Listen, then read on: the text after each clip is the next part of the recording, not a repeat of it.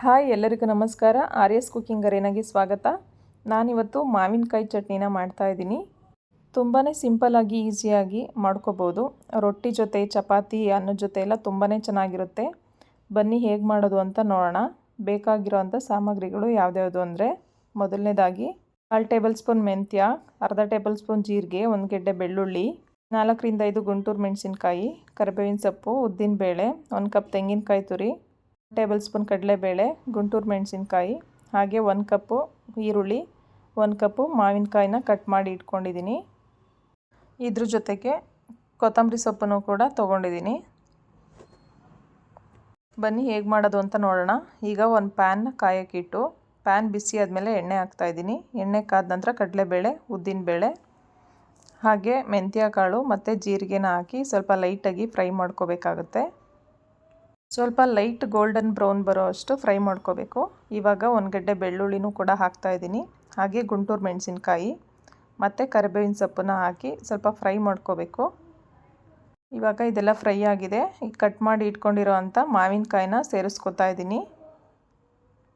ಮಾವಿನಕಾಯಿನೂ ಅಷ್ಟೇ ಸ್ವಲ್ಪ ಸಾಫ್ಟ್ ಆಗೋವರೆಗೂ ಫ್ರೈ ಮಾಡ್ಕೋಬೇಕು. ಈಗ 1 ಟೇಬಲ್ ಸ್ಪೂನ್ ಉಪ್ಪನ್ನ ಹಾಕಿ ಚೆನ್ನಾಗಿ ಮಿಕ್ಸ್ ಮಾಡ್ಕೋತಾ ಇದ್ದೀನಿ. ಇವಾಗ 3 ರಿಂದ 4 ನಿಮಿಷ ಸ್ವಲ್ಪ ಚೆನ್ನಾಗಿ ಫ್ರೈ ಮಾಡ್ಕೋಬೇಕು. ಈಗ ಫ್ರೈ ಆಗಿದೆ. ಇವಾಗ 1 ಕಪ್ಪು ತೆಂಗಿನಕಾಯಿ ತುರಿನ ಸೇರಿಸ್ಕೋತಾ ಇದ್ದೀನಿ. ಇವಾಗ ಚೆನ್ನಾಗಿ ಮಿಕ್ಸ್ ಮಾಡಿ ಸ್ವಲ್ಪ ಫ್ರೈ ಮಾಡ್ಕೋಬೇಕು. ಈಗ ನಂತರ ಕಟ್ ಮಾಡಿ ಇಟ್ಕೊಂಡಿರೋ ಅಂಥ ಕೊತ್ತಂಬರಿ ಸೊಪ್ಪನ್ನು ಸಹ ಹಾಕೋತಾ ಇದ್ದೀನಿ. ಇದನ್ನೆಲ್ಲ 1 ನಿಮಿಷ ಚೆನ್ನಾಗಿ ಫ್ರೈ ಮಾಡಿಕೊಂಡು ಸ್ವಲ್ಪ ಆರಕ್ಕೆ ಬಿಡಬೇಕು. ಇದೆಲ್ಲ ತಣ್ಣಗಾದ್ಮೇಲೆ ಈಗ ಒಂದು ಮಿಕ್ಸಿ ಜಾರ್ಗೆ ಎಲ್ಲನೂ ಹಾಕೋತಾ ಇದ್ದೀನಿ. ಇದೆಲ್ಲ ಹಾಕ್ಕೊಂಡ್ಮೇಲೆ ಅರ್ಧ ಲೋಟದಷ್ಟು ನೀರನ್ನ ಹಾಕೋತಾ ಇದ್ದೀನಿ.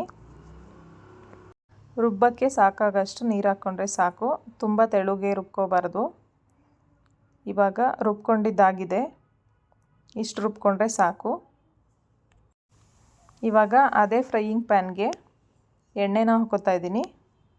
ಎಣ್ಣೆ ಕಾದ ನಂತರ ಅರ್ಧ ಟೇಬಲ್ ಸ್ಪೂನು ಸಾಸಿವೆ, ಹಾಗೆ ಕರಿಬೇವಿನ ಸೊಪ್ಪು, ಹಾಗೆ ಗುಂಟೂರು ಮೆಣಸಿನ್ಕಾಯಿ, ಹಾಗೆ ಕಟ್ ಮಾಡ್ಕೊಂಡಿರೋ ಅಂಥ ಈರುಳ್ಳಿ ಎಲ್ಲನೂ ಸ್ವಲ್ಪ ಸಾಫ್ಟ್ ಆಗೋವರೆಗೂ ಬೇಯಿಸ್ಕೋಬೇಕು. ಈಗ 1 ಟೇಬಲ್ ಸ್ಪೂನು ಉಪ್ಪು ಹಾಕಿ ಚೆನ್ನಾಗಿ ಮಿಕ್ಸ್ ಮಾಡ್ಕೋತಾ ಇದ್ದೀನಿ.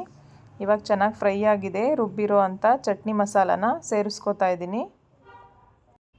ಇವಾಗ ಇದನ್ನೆಲ್ಲನೂ ಹಾಕಿ ಚೆನ್ನಾಗಿ ಮಿಕ್ಸ್ ಮಾಡಿಕೊಂಡು 1-2 ನಿಮಿಷ ಚೆನ್ನಾಗಿ ಕುದಿಸಿದ್ರೆ ಚಟ್ನಿ ರೆಡಿ ಆಗುತ್ತೆ. ಚೆನ್ನಾಗಿ ಮಿಕ್ಸ್ ಮಾಡಿಕೊಂಡು 1 ಕುದಿ ಬಂದರೆ ಸಾಕು. ಇವಾಗ 1 ಟೇಬಲ್ ಸ್ಪೂನ್ ಉಪ್ಪನ್ನು ಸೇರಿಸ್ಕೊಂಡು ಚೆನ್ನಾಗಿ ಮಿಕ್ಸ್ ಮಾಡ್ಕೋತಾ ಇದ್ದೀನಿ. ತುಂಬ ಸ್ಪೈಸಿಯಾಗಿ ತುಂಬಾ ಚೆನ್ನಾಗಿರುತ್ತೆ. ಹೇಗಿದ್ರೂ ಸೀಸನ್ ಇದೆ ಅಲ್ಲ, ನೀವೊಂದ್ಸಲ ಟ್ರೈ ಮಾಡಿ ಹೇಗಿತ್ತು ಅಂತ ಕಮೆಂಟ್ ಮಾಡಿ. ಈಗ ಚಟ್ನಿ ರೆಡಿಯಾಗಿದೆ. ನೋಡ್ತಾ ಇದ್ದೀರಾ, ಯಾರಿಗೆಲ್ಲ ಈ ಮಾವಿನಕಾಯಿ ಚಟ್ನಿ ಇಷ್ಟ ಆಯಿತು ಪ್ಲೀಸ್ ಲೈಕ್ ಮಾಡಿ, ಶೇರ್ ಮಾಡಿ, ಕಮೆಂಟ್ ಮಾಡಿ, ಫ್ರೆಂಡ್ಸು ಫ್ಯಾಮಿಲಿ ಜೊತೆ ಶೇರ್ ಮಾಡಿ. Thank you all.